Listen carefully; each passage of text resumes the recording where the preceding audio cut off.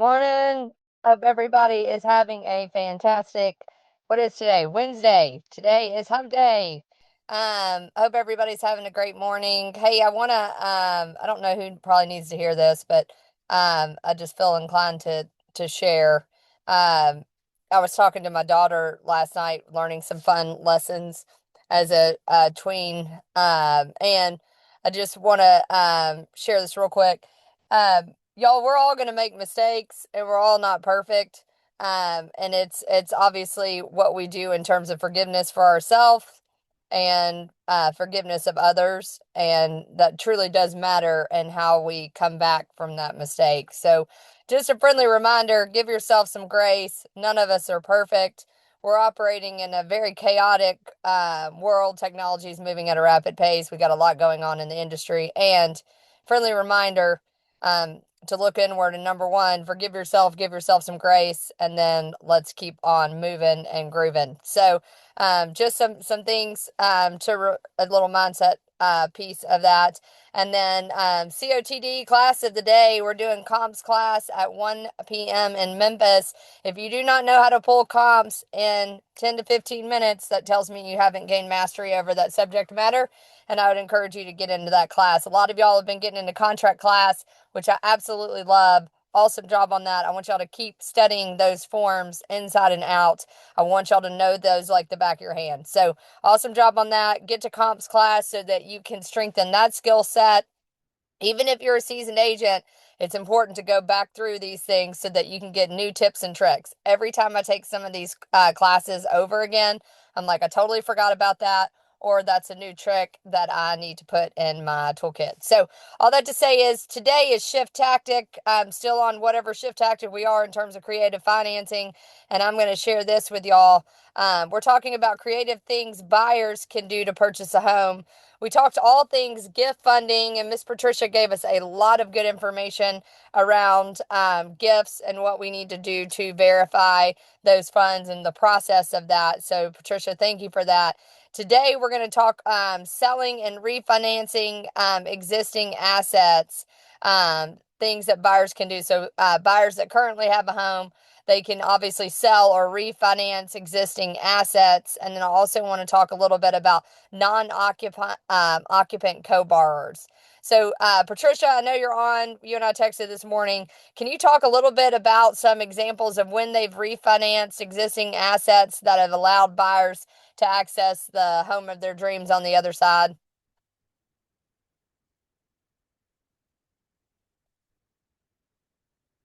Is she on?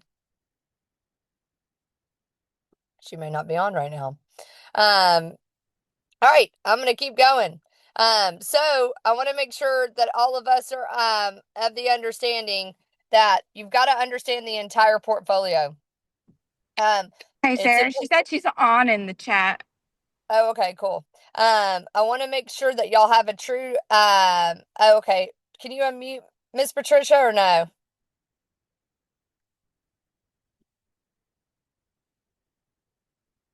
For some reason her mute's not coming through. All right, she's reconnecting, but I want to talk about this real quick.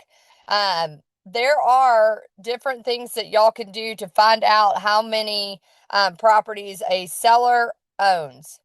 And it's important to understand their entire portfolio because they may only have to unlock one asset to then go access another asset. They may not have to unlock any. They may be able to refinance to then unlock another purchase. So it's important for y'all to ask questions when you're in lead generation or you're circle prospecting or you're at an open house. The question is, do you own real estate anywhere else outside of the city of Memphis? Do you own multiple properties? Do you own any land? Do you own any commercial assets? What are you doing to build wealth through your portfolio? So you've got to get to the bottom of that. And the reason why I say that, I'm going to give an example of a friend of mine that unfortunately just recently went through a divorce. She's a single mom. And part of the terms of the agreement is she was to refinance the house to get full ownership back in her name, which means her rate would double or she has to sell it. And that was part of the agreement and the structure of that deal. Long story short, we've been working with Miss Patricia to come up with, we've said three plans, A, B, and C. If you do this, this is what you get. If you do this is what you get, etc. So we actually gave her options.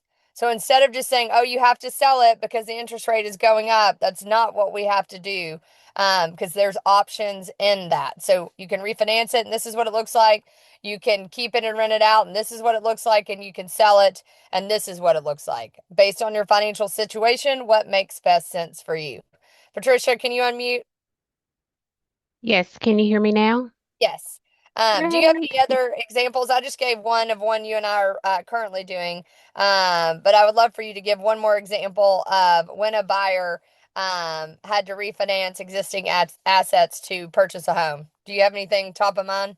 Yeah, I've had actually a couple of situations where they're purchasing, like you said, purchasing a new home and they're selling their existing home and depends on what program and things like that they're going on. They use the money from the proceeds of the sale to go toward the down payment and closing costs on the new home. So yes, in doing that is not uncommon. I see that a lot going on. So Well, I think it's that's important for everybody to understand too, in special stipulations, how you word it matters. Just because it's on the market does not mean it's closed. That just because it's on the market does not mean your seller can access those funds. So make sure you go to the additional stipulation language form and make sure you write it in so that your seller is protected as well. I mean, that was another thing that I was talking to my friend about yesterday because she needs the proceeds um, of this sale to purchase the next property. And long story short, I was like, what's your plan B if you do not have a property? That you're ready to purchase. So some things to mhm. look at there. And then can you talk Uh, about sorry, I didn't mean to cut you mm. off, No, non-occupant co-bar. Oh, go ahead. Go ahead. go ahead, go ahead. Now, I was just talking as it relates to selling. I mean, they have to make sure it makes sense. I mean, not only just to purchase a new home, you have some that are selling because I mean, they're just wanting to pull out their equity, do whatever they want to do with it. So even when I have one that they're actually pulling equity out to keep their current home, but they're buying an investment property, or it's several things that you can actually do to, pull the cash out of your existing home to do certain things with. So not Can you just talk really about just selling it, but maybe they just want to pull some equity out and do can some you talk up. about Mhm. refinancing Uh-huh. and touch on that? Yes, yes, on refinancing. So even if I do have some that they're refinancing, maybe just to get a lower interest rate, they're pulling cash out. And there are some loans, like on an FHA loan, let's just say, for instance, your client has an FHA loan and they have a high interest rate. They can actually refinance in some situations where it's called a cash out. I'm sorry, it's called a rate term refinance. It goes anywhere. FHA is FHA across the board. So if they're just wanting to refinance for a lower interest rate, there are times that we don't have to verify income, we don't have to verify assets, anything. It's basically we verify the mortgage and they're trying to get a lower interest rate, and that's it. Now, if you have someone that's trying to refinance to pull cash out, then yes, they have to go through the entire process, verifying income, asset, the whole 9 yards. We have to get an appraisal done. But on that streamlined FHA refinance, no appraisal is even required. So that is the reason why it's streamlined. VA basically works the same way. So just kind of see what type of loan that they have. It will actually help you determine an easier way that they can refinance if they're just trying to get a lower interest rate. Now, again, if they're trying to pull cash out or what have you, that does change and the requirements does change. Well, and I think too, I think what I was saying before, I know you were trying to get back on, but I think it's Hmm. important to understand their current, if they're selling, y'all understand the current dynamics of the mortgage currently on the property, not Right. just you want to know, what is it an FHA, is it a VA, is it conventional, Hmm. and what the terms are around that loan, so that you might be able to use that as to your advantage. It may be an assumable, so you may be able to use Right. special financing for that. Mhm. But I think it's important to get with, even on the sell side, to get with a loan officer and say, what are our options here?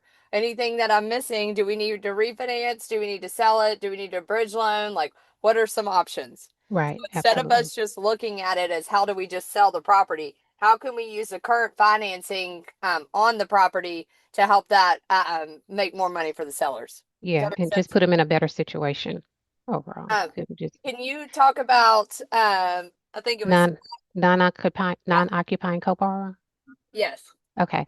So non-occupying co-borrower, it is allowed on most loans. You do have it in some cases where you're doing a conventional loan.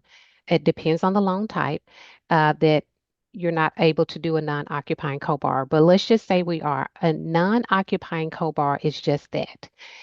They're on the loan to help bring strength to the loan as it relates to maybe income or credit. So, and it actually gives them the ability to give them more buying power. If you have someone that is not at the price point that they want to be, then you can actually add a non-occupying co-borrower and will using their income and their credit. So if they're going on the loan as a non-occupying co-borrower, keep in mind we're using their income and credit. It's not one or the other. And it could actually put them where they need to be at a price point to help them qualify. They do not have to occupy the property. And they can already have their home. So let's just say, for instance, they already have a home and they're just going on as a non-occupying co-borrower. I had the same situation. I had a young lady that had great credit, but she was not at the price point where she needed to be. Well, I suggested to her get a non-occupying co-borrower. She did that. His credit was not very good, but it met requirements and it put her where she needed to be in order to get into the home. Um, so just that is a go-to thing that I use pretty often and suggesting that to the buyer, hey, let's get a non-occupying co-borrower on the loan. And one of the things that I do is I try to let the non-occupying borrower know that, hey, even if it's going to be on a temporary basis, maybe they're just going on it for a little while, that primary borrower can later refinance to take their name off of the loan. So just kind of let them know, hey, this can be on a temporary basis. I mean, we don't know for sure, just kind of depends on what the situation is. But so, because a lot of people feel that like they're stuck. So make sure you just, connect with your lender and make sure that they're having that conversation. I think the key piece of this, y'all, there are so many different types of financing methods that you can use. And Yes. while you're not going to know them all, and quite frankly, you're not really going to learn them until you actually, work with the LO that's doing it and you understand all the inner components of it and inner workings of it. But this is why it's so important to bring an LO in during your consultation, your buyer consultation, and on the sell side. Janet, to your question, you said, how do we find out the seller's loan is assumable? You need to find out, did they purchase with a conventional loan, VA, or FHA? Hmm. Are there anybody else on, to Patricia's point, is there anybody else on the loan? Do you have a second mortgage? What is your payoff amount? Asking all of those questions, then you can get with your preferred LO, talk through that and see what some options are for them to Thank get you. through. What are the questions y'all have before we wrap up?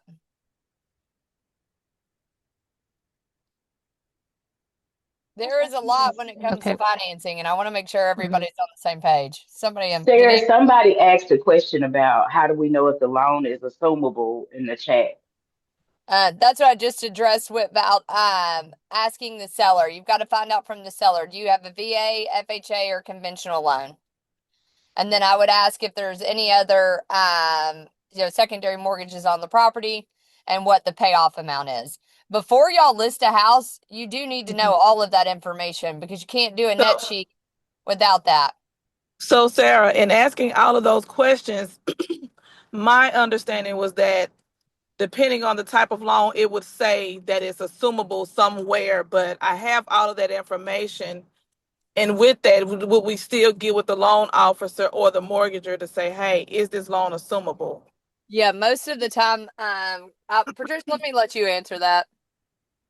So basically, you just want to know where is it typically indicating that the loan is assumable or not? Yeah, because I have all that with the seller, but when she said something about assumable mortgages, I was like, well, would he see that in paperwork? Would he call his, company for that or what? He can call his company, but a lot of times it's on, it'll actually tell you if he has his closing documents. A lot of times it'll show it on the deed, it'll show it on the note. It'll actually indicate if it's assumable or not.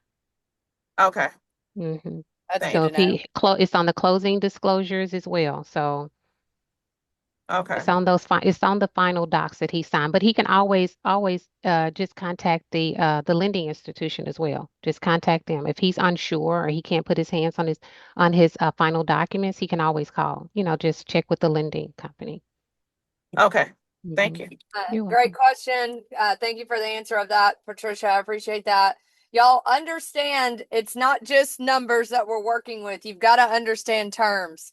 You always have to understand all of the terms surrounding any type of deal. And I'll say this too. I tell agents this all the time because agents that, want to move offices and whatnot, this all plays into any type of negotiations. It's not just a number, it's the terms and the fine print in any agreement. So make sure if you can get access to that, to Patricia's point, to the deed, understanding where you can find it in the deed as in terms of if it's assumable or not, will help y'all gain some more knowledge too. So Patricia, thank you as Okay. always. Very informative. I really appreciate it. Y'all, we've got comps class at 1 today. If anybody, we're doing a KW workout class. I've only got 12 slots this Saturday at 8 o'clock. My trainer JB is offering that up. If you're interested in it, shoot me a text. First come, first serve. And we'll get you in. So 8 o'clock on Saturday. And that's all I got. Y'all let me know if you need anything. Y'all make it a good one, make it count. Bye, everybody.